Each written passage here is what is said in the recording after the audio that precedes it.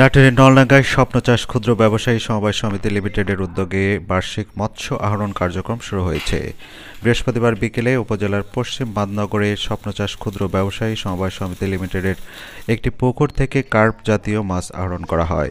এ সময় উপস্থিত ছিলেন স্বপ্নচাষ ক্ষুদ্র ব্যবসায়ী সমবায় সমিতি লিমিটেডের সভাপতি আতাউর রহমান, সাধারণ সম্পাদক মোর্শেদ রহমান ও অন্যান্য সদস্যবৃন্দ।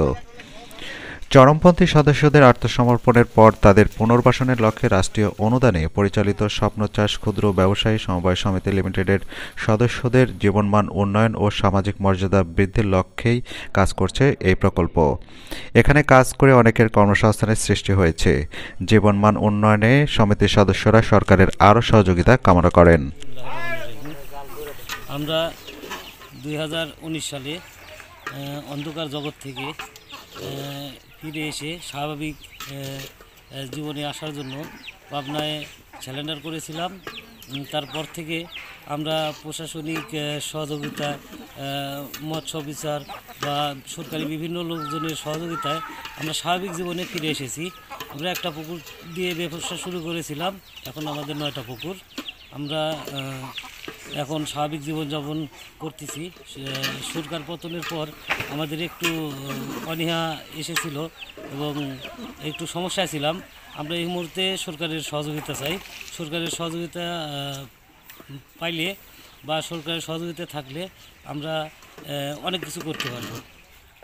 রাষ্ট্রীয় সহযোগিতায় আমরা সার্বিক সহযোগিতা পেয়েছি, আমরা ভালোভাবে মাছ চাষ করতে পারছি এবং লাভবান হয়েছি।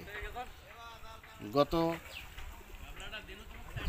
5 তারিখে সরকার পতনের পর আমাদের খামারে ভাঙচুর ও মাছ লুট হয়ে যায়, যার কারণে অনেকটা ক্ষতির সম্মুখীন হয়েছি।